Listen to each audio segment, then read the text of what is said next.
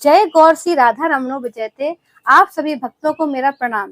प्रिय भक्तों, आज मैं आपको ब्रज के ऐसे भक्ति कथा सुनाऊंगी जिन्होंने मात्र अपनी बेटी का नाम राधा रखा और राधा नाम रखने से ही स्वयं राधा रानी ने उन्हें अपने चरणों में स्थान दिया, अपने परिकर में शामिल किया। बरसाने की पीली पोखर से प्रेम सरोवर जाने वाले रास्ते से कुछ हटकर वन प्रांत में एक पुराना चबूतरा है, जिसे लोग गुलाब सखी के चबूतरे के नाम से जानते हैं और उसे माथा टेकते हैं। तो ये गुलाब सखी कौन थे? ये गुलाब सखी एक मुसलमान थे। मुसलमान परिवार में इनका जन्म हुआ था। जन्म से ये गरीब मुसलमान थे, पर इनका जन्म बरसाने में हुआ था और बरसाने में होने के कारण जिस वृंदावन में, जिस ब्रज में, जिस बरसाने में ब्रह्मा आदि भी आने के लिए तपस्या करते हैं, उस ब्रज में, उस ब्रज की रज में इनका जन्म हुआ था। बरसाने में ब्रजवासियों का उनको संग मिला था। वो उन्हीं के रंग में रंग गया था और उन्हीं के रंग में रंगने के कारण ब्रज की रज को अपने माथे पे लगाता था। होली के दिनों में बरसाने की रंगीली गली में झाड़ू लगाता था और झाड़ू लगा के अपने आप को धन्य मानता था। बहुत ही भावुक, दीन और सरल स्वभाव का था। पढ़ा लिखा था नहीं, इसलिए वो सारंगी बजाता था। सारंगी बहुत अच्छी उसको बजानी आती थी। जब राधा रानी के मंदिर में समाज का पदगायन होता था तो वहां जाकर वो सारंगी बजाता था। सारंगी बजाना ही उसकी जीविका थी। सारंगी बजाने से उसे 10-5 रुपए मिल जाते थे और राधा रानी के मंदिर से उसके लिए प्रसाद की व्यवस्था हो जाती थी। उनकी एक बेटी थी जिसका नाम उन्होंने राधा रखा था। जब वो समाज में सारंगी बजाते थे, राधा रानी के मंदिर में सारंगी बजाते थे, तो उनकी बेटी राधा वहां जाकर नृत्य करती थी और वो इतना सुंदर नृत्य करती थी कि सभी लोग मंत्रमुग्ध हो जाया करते थे। उसका नृत्य बहुत ही मधुर और लोभनीय था। वो अपनी बेटी से बहुत अधिक प्यार करता था कि वो उसको इतना प्रेम करता था कि उसको छोड़कर एक पल भी वो अपने जीवन का निर्वाह नहीं कर सकता था। राधा रानी के मंदिर में अपनी सेवा से वो बहुत अधिक प्रसन्न रहता था, बहुत अधिक खुश रहता था, पर उसे क्या पता था ये तो एक स्वप्न है। किसी दिन उसकी बेटी ब्याह दी जाएगी, उसका विवाह हो जाएगा और राधा रानी की सेवा में वो अकेला रह जाएगा। एक दिन आसपास के लोगों ने उससे कहा कि तुम्हारी बेटी बड़ी हो गई है, राधा बड़ी हो गई है, राधा का ब्याह कर दो। तो उसने कहा कि ब्याह कहाँ से करूं, मेरे पास तो धन नहीं है, मैं कैसे उसका ब्याह करूं। ऐसा सभी लोग उससे कहा करते थे। एक दिन गोसाई जी ने उससे कहा कि बेटी तुम्हारी बड़ी हो गई है, राधा का कहीं ब्याह तय कर दो। तो उसने कहा कि गोसाई जी मैं ब्याह कैसे तय कर दूं, मेरे पास धन की व्यवस्था नहीं है। तो गोसाई जी ने कहा तुम चिंता मत करो, तुम लड़का देखो, ब्याह की चिंता स्वयं राधा रानी करेंगी। तो उसने ऐसा ही किया। एक योग्य वर देखकर उसने अपनी बेटी का विवाह किया। सारे गोसाई जन ने उसकी बेटी के विवाह में सहयोग किया। बरसाने के लोग उससे बहुत अधिक प्रेम करते थे। सभी ने मिलकर उसकी बेटी का विवाह किया। बेटी का विवाह हो जाने के बाद वो अकेला रह गया। सारंगी बजाने जाता पर उसका मन नहीं लगता था, क्योंकि वो अपनी बेटी से बहुत अधिक प्रेम करता था। बेटी के बिना उसका जीवन प्राणहीन हो गया था और प्राणहीन होने के कारण वो रोता रहता था। वो इतना अधिक रोता था, इतना अधिक रोता था कि बस राधा राधा राधा की रटना लगाए रहता था। राधा रानी के मंदिर के बाहर जाके बैठ जाया करता था। मंदिर का जो द्वार होता है वहां बैठा हुआ रोता था। इतना अधिक रोता, इतना अधिक रोता, रोदन करता कि आसपास के लोग उसे समझाते कि बेटी को तो एक दिन जाना ही था, तुम राधा रानी की सेवा करो, राधा रानी की भक्ति करो, क्यों बेटी के लिए इतना मोह करते हो। पर वो एक ना सुनता, उसे कोई सुध ही नहीं थी।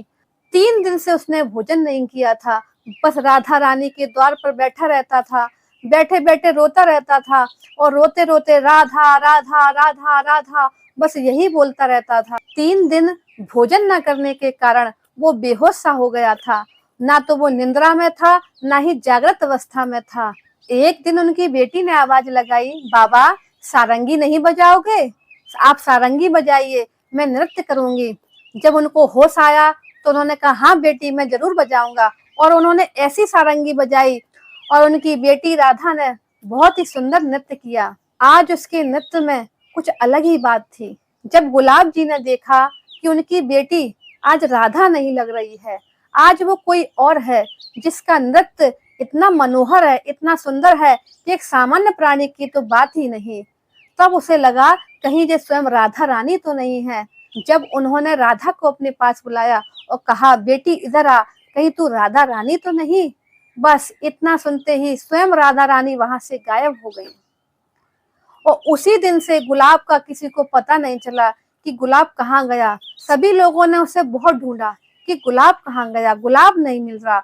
बरसाने के लोग उससे बहुत अधिक प्रेम करते थे, इसलिए बरसाने के लोगों ने उसे बहुत अधिक ढूंढा। गोसाई जी ने बहुत अधिक ढूंढा, पर वो कहीं नहीं मिला। एक दिन गोसाई जी राधा रानी की सेवा कर कर, राधा रानी को सुलाकर, उनके सामने भोग प्रसादी रखकर जब बाहर आ रहे थे तो उनको झाड़ियों में से आवाज आई।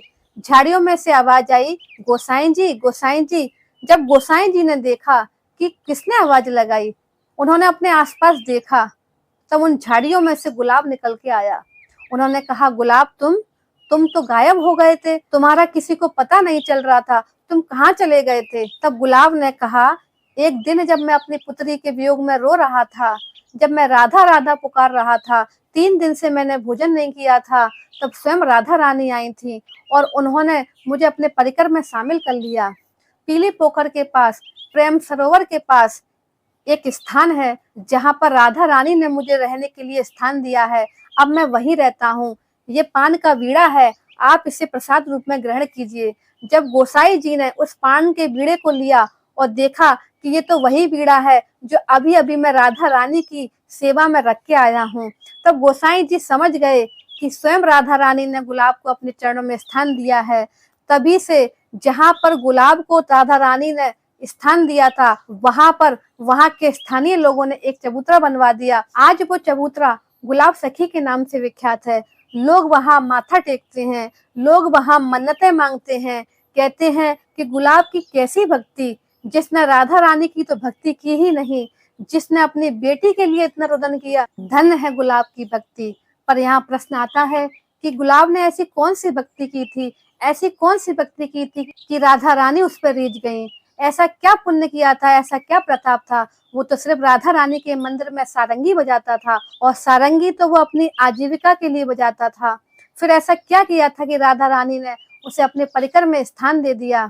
तो उसका यही कारण था कि वो एक निर्दोष था, वो एक निष्कपट था, वो दयालु था, वो सरल था, उसके हृदय में किसी के प्रति कोई मैल नहीं था, और राधा रानी की भी सेवा करता था, झाड़ू लगाता था, सारंगी बजाता था, और दोनों राधा रानी की सेवा करते थे।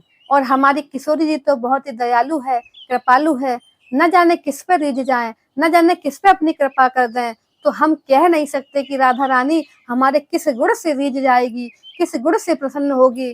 तो हम सभी राधा रानी के चरणों में ऐसी प्रार्थना करेंगी कि हे राधा रानी, हे मेरे किशोरी जी, हम पर भी अपनी ऐसी कृपा करना, हमारे अंदर के दुर्गुणों को, हमारे अंदर के पापों को नष्ट करना, हम पर ऐसी कृपा करना कि हमारे हृदय में तुम्हारे प्रति जो भक्ति भाव है, जो प्रेम है, वो खूब खूब उमड़े। तो आप सभी भक्तों को राधा रानी की कृपा प्राप्त हो। तो जय राधा रमण, राधे राधे।